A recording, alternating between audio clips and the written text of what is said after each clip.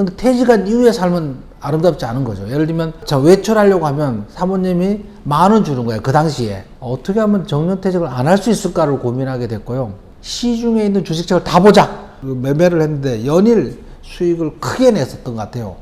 들어가는 쪽쪽 손절하는 거예요. 사실은 시장이 벌어다 준 줄 모르고 정말로 기적 같은 일이 벌어졌어요. 한 며칠 뒤에 5일 연속 상한가가 가는 거야. 배운 대로 따져도 고점 징후고 매도 신호인데 그때 그건 안 보이는 거예요. 머릿속에 4억으로 가 있으니까, 이미 4억, 5억이 돼 있으니까 한 주도 팔지 못하고 버티다가 결국은 한 5개월 뒤에 매수가 대비 마이너스. 구독, 좋아요 부탁드립니다. 어떻게 주식 투자를 시작하게 되셨을까요?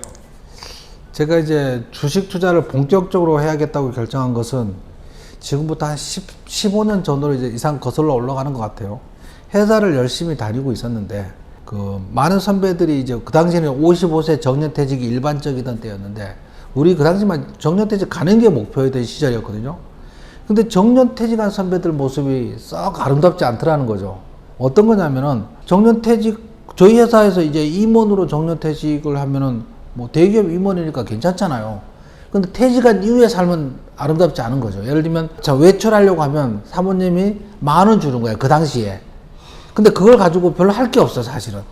등산 가면은 버스 막걸리 하나 쓰고 국밥 한 그릇 사 먹으면 없는 뭐 그런 돈이어서, 곰곰 생각해 보니까 정년퇴직한 이후에 남은 삶이 길잖아요. 요즘 이제 장수할 리스크 이런 표현을 쓰는데, 오래 사는 게 리스크가 되는 그런 시절이다 보니까, 뭐 퇴직할 때 받은 퇴직금이나 위로금 뭐 이런 것들을 다 합쳐봐야 초사직 출가시키면 남는 돈이 너무 작은 거죠. 그래서 그때 곰곰이 생각한 게, 어떻게 하면 정년퇴직을 안 할 수 있을까를 고민하게 됐고요.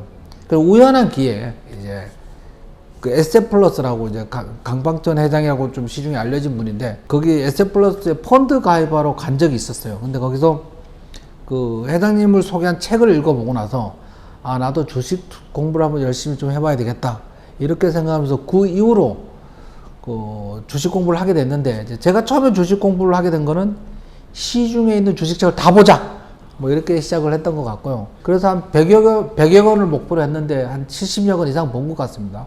두 번째 했던 거는 시중에 있는 동영상을 다, 주식 관련 동영상을 보자. 지금처럼 이제 유튜브가 활성화되지 않던 시절이니까 아무래도 시중에 있는 유튜브 주식 관련 동영상을 싹 긁어서, 당시에 이제 태블릿 PC가 처음 나왔을 때 거기다 놓고 출퇴근하면서 봤던 것 같습니다. 이제 그런 과정을 겪다가 이제 적당한 때가 되고, 그 다음에 회사에서 스스로 이제 퇴직을 하고 나서 전업 투자를 하게 됐습니다. 예. 혹시 그때 좀 힘든 일은 없으셨을까요? 뭐 당연히 있지 않았겠습니까? 사실은 세상에 그냥 이루어지는 일은 없거든요.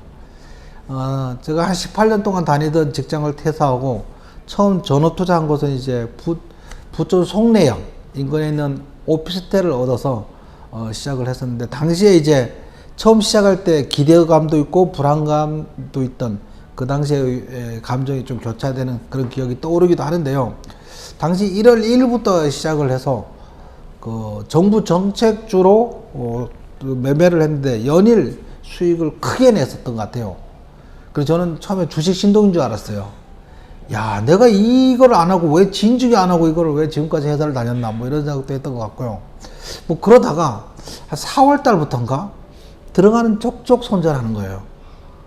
사실은 시장이 벌어다 준 줄 모르고 제가 공부가 충분히 되고 실력이 좋아서 많이 벌었다고 착각했던 것 같고요. 그럼 한 달 내내 들어가는 쪽쪽 손절하게 되니까 이제 멘탈이 흔들리기 시작해서 한동안 멍한 상태가 되어서 매매를 계속할 수 없어서 일단은 계좌를 정리를 싹 하고, 그 당시 5월 초인가 경기도 남양주시 이제 강릉 수목원 옆에 봉선사라는 절이 있어요.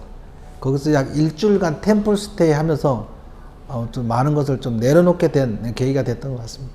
당해본 적까지 좀 있을까요? 어이 기가전 주식 투자 이제 배워서 하는 책 내용 중에 5연속 상한가 이후 마이너스 80% 손절한 사연이라는 부분이 있거든요. 이제 실제 겪었던 이제 5연속 상한가 간 종목을 욕심 때문에 팔지 않고 있다가 결국은 그거를 마이너스 80% 손절한 뼈아픈 경험이 있죠. 이제 당신이 이제 한창 주식 공부에 열심히 던 때였던 것 같아요. 해서 다니던 때였습니다. 그 당시는. 그 2010년 11월쯤 됐었는데 당시 이제 구제역이 창건을 하면서 구제역 관련주들이 그 당시 막 급하게 움직이던 뭐 그런 거였는데 제가 그 미국산 소고기를 수입하는 기업을 하나 골랐어요. 공부한 내용으로 봤을 때 이 차트는 너무 좋은 차트야. 이 차트를 보는 순간 야 이거 뭔가 나한테 뭐 느낌이 오는 거야. 이게 크게 뭔가 인생을 바꿀 계기가 되겠다. 저도 몰라. 그냥 느낌이 들었어. 그냥 뭔지 잘 모르겠는데요. 쌍바닥을 만들고 거래량이 터지면서 1차 상승하고 나서 눌림 자리를 만들면서 배운 실력으로 봐서는 확실한 급등 직전의 모습을 하고 있어서 당시에 이제 거금 내가 5,800만 원인가 당시를 며칠 동안 분할 매수를 했던 기억이 납니다. 그런데 매수하고 나서 기분이 너무 좋은 거야.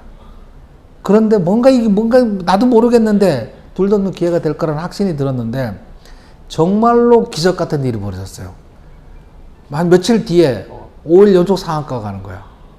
그 당시에는 상한가가 15% 있던 시절이니까 5연속 상한가가 가니까 5천 얼마짜리가 1억 1천 얼마가 되더라고요. 그때는 이제 팔았어야 되는데 제 기분은 어땠을 것 같아요? 2억, 3억, 4억. 내 인생이 원래 처음 살 때부터 이제 막 기분이 붕붕 떴으니까 그 정말로 예상대로 올라가니까 난 이거는 2억에도 못 팔고 3억에도 못 팔아 뭐 이렇게 생각을 했던 것 같습니다.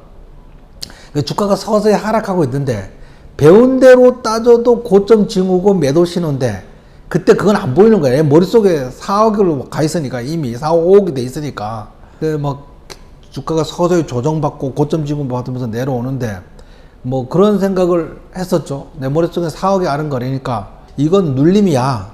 큰 수익은 이런 걸 견뎌야 한다. 뭐 이런 자기 편향성에 빠지기도 하고요. 이제 팔고 나면 손절시키고 급등시켜 상한가 날아가면 다시는 못 잡아. 뭐 이런 착각도 하게 됐던 것 같고요. 지금 생각하면 정말 어처구니 없는 순간이었는데 그 당시는 이제 뭔가 정신이 붕붕 떠니까 자기 편파성의 함정에 깊이 빠져버린 상태였기 때문에 냉정한 판단을 할 수가 없었고요. 그 후로 어떻게 됐느냐. 매수하고 나서 무려 110% 이상 수익을 본 것을 탐욕에 눈이 멀어서 한 주도 팔지 못하고 버티다가 결국은 한 5개월 뒤에 매수가 대비 마이너스 80% 손절해서 매도를 한 기억이 있습니다. 그런 경험 한두 개는 있어야지 학원도 운영할 수 있고 그런 거죠. 뭐. 성공만 한 사람이 어떻게 주식을 가르칠 수 있겠어요? 맞습니다. 사실 많은 분들이 이 얘기를 듣고 내 얘기다라고 생각을 많이 하실 것 같습니다. 그리고 이 경험 후에 어떤 교훈으로 남았을까요? 그러면 일단은 주식은 이제 투기로 하면 안 되는구나. 그 다음에 수익이 났을 때 적당히 분할로 수익을 챙겨야 되는구나. 욕심을 버리는 게 이기는 길이구나. 이런 생각을 했어요. 한 가지 예를 들어 설명하자면 로또 복권 당첨자가 매주 나와요. 한 명에서 10명씩. 물론 안 나오면 2월 되면 그 다음에 더 양이 커지기도 하는데 그런데 복권을 평생 사는데 당첨되는 사람은 극히 작잖아요. 나는 죽어라고 써서 1등이 안 되는 거야. 주식 투자를 해서 5배, 10배 버는 사람이 있어요. 근데 주식 투자 목표를 나도 5배, 10배 살려고 목표로 삼으면 안 된다는 거지, 그거는. 챙길 수 있는 작은 수익을 꾸준히 반복해서 손실은 최소화하고 수익을 계속 반복해서 하면 나중에 복리로 굴러가면 이게 계좌가 크게 커지거든요. 이런 거를 이제 깨닫게 된 거죠. 한 방에 한다는 거는 어쩌면 말씀하신 것처럼 로또 당첨을 하는 거 원하는 것과 똑같다. 문제는 1등 당첨자가 매주 나오니까 사람을 미치게 한다는 거지. 쟤는 되는데 나는 왜 안 되나. 그래서 결국 이런 우여곡절 끝에 대표님이 어떻게 주식시장에 살아남을 수 있으셨습니까? 뭐 이제는 뭐 공격보다 수비 먼저, 그다음에 내 돈을 지키는 걸 먼저, 뭐 그다음에 매수할 때도 한 번에 안 사고 분할 매수하고 매도할 때도 한 번에 안 팔고 몇 번 분할 매도하고 상승장에는 영원히 상승할 거라고 믿지 않고 하락장을 대비하고 하락할 때 모든 사람이 눈물을 흘리고 떠나갈 때는 반등장을 준비하는 거죠. 그래서 반등장의 신호를 잡으려고 시향을 연구를 하고 뭐 그런 기본적인 내용을 하니까 주식시장이 이제 좀 편안해졌다고 해야 되나요? 상승장에는 하락할 걸 준비하고 하락장에 상승을 준비하니까 아무래도 훨씬 여유롭겠죠. 그 예전에 직장 다닐 때 포커를 많이 쳤던 것 같아요. 그 시절에는 그 직장 동료들끼리 포커를 많이 쳤고요. 그 장례식장 가도 포커 치고 합숙 교육 가도 이제 포커 치고 뭐 그랬던 건데, 이제 도박으로 생각했던 포커 게임을 제가 열심히 공부를 하고 내린 결론은 확률에 베팅하는 방법을 깨닫게 된 거거든요. 그러면 도박이 아니라 확률에 베팅을 하게 되면 시간이 지나면 내가 이길 수밖에 없는 거죠. 한 번에 큰 건 아니더라도. 그래서 주식 투자 역시 공부해서 도박과 같은 무모한 투기가 아니고 이길 확률이 높은 쪽으로 투자하는 뭐 이런 것을 적용하게 된 거죠. 어쨌든 이제 포카 얘기를 써놓은 이유는 예상과 다르면 주식을 매수해서 예상과 다르면 매도하고 예상대로 상승하는 종목을 오랫동안 보유하면서 이기는 확률을 점점 높이는 그런 방법을 이제 알리기 위해서 책에다 그 내용을 썼습니다. 당시 이제 한 판이 아니고 하룻밤을 기준으로 한다면 공부를 많이 했을 때는 승률이 거의 100%였던 것 같아요. 이 판은 질 수 있지만은 확률에 베팅하니까 밤새도록 치면은 내 앞으로 돈이 이제 모이는 거죠.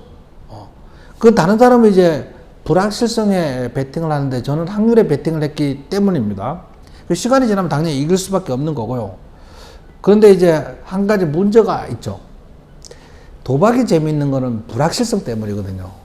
근데 확률에 베팅하잖아요. 재미가 없고 지루해지고 이게 노동이 되는 거지. 예, 그런 단점은 있습니다. 사람이 이제 그걸 구분을 못 하는데 저는 이제 확률에 베팅하다 보니까 그런 생각을 하게 된 거죠.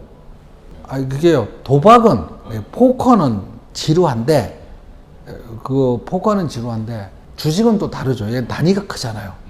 돈 버는 재미 자체가 재미니까. 이기면 이제 사이즈가 크니까. 그럼 뭐, 밤새도록 포카야, 밤새도록 쳐봐야 뭐 100만원 따면 많이 따는 그런 거였는데, 얘는 뭐, 하루에도 100만, 뭐, 계속 판이 열리니까. 어떻게 보면, 주식을 배우지 않고 하는 사람들한테 주식 투자는 투자보다는 투기에 가깝다고 볼 수 있는데요.